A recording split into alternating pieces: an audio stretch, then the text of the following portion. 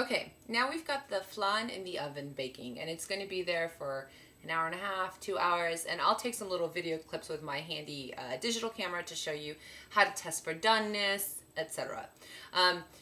But the best part about a flan is flipping it to show your guests. So after you take it out of the oven, what you're going to do is you're going to let it sit out for a few hours so that it cools, and then eventually you'll put it in the fridge. My fridge is right behind me. You'll put it there for about a day, maybe half a day, or even just overnight, because you want it to solidify and cool down, because flan is served cold. Right before you serve it, what you'll do is you'll take it out, you'll take a thin knife and free the edges around the mold, and then you will flip it. And definitely what you want to do is you want to flip it in front of some guests, because it definitely impresses them. And the flan that I'm making now is for a cena cubana that I'm hosting tomorrow night for, I'm not really sure how many guests, but you know, we'll see how many people come. And so what do you flip it into? I'm gonna flip my flan onto this plate.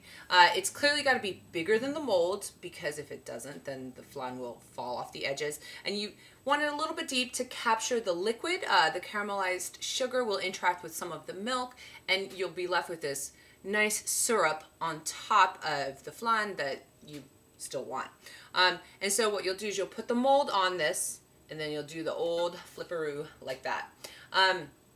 And you know, maybe you want to practice 2 times before you show guests you're actually doing it. But it's wonderful. It seems really impressive. So a few general things. This is actually a really quick dish to prepare. It takes a little bit of time to cook in the oven. An hour and a half, 2 hours.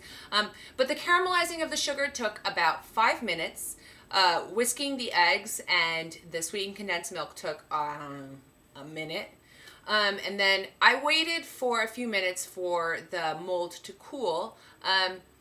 And so, you know, I mean, gosh, 15 minutes of preparation, including a little bit of a waiting time. Not that hard. You do need a little bit of time to let it bake. And you do definitely need some time to let it cool and then to chill it in the refrigerator. You don't want to take it out of the oven and put it directly into the refrigerator, because then you will crack not just the sugar, but you'll crack the mold, and because you can't move things from incredibly hot environments to incredibly cold environments quickly, because, you know, molecules contract and expand and blah, blah, blah chemistry. So how many people does this flan feed? This flan feeds 8 Cuban adults, which is to say about 20 normal people. If you want to make a smaller size for like a dinner party of 8 people or so, you would want to use 4 eggs, 1 can of sweetened condensed milk, and 1 can of evaporated milk, instead of 6 eggs and 2 cans of each of those. And finally, some cleanup. Okay, right, so we live in New York City, and New York City recycles, and so should you. So you can just rinse out the cans. That's really easy. And for the saucepan where you caramelize the sugar, when it comes to temperature, it'll get really hard. So you can either spend a lot of time scrubbing the bottom in order to get the caramelized sugar out of the saucepan where it's been hardened, or you could pour water in it and let the water dissolve it in, I don't know, 3 minutes. And so you pour water into it, pour some more water, leave it there, and it'll melt the sugar, it'll dissolve the sugar, not melt, it'll dissolve the sugar, and it's really easy to just wipe up with, like, you know, a sponge and some soda. I mean, some soap. Oops.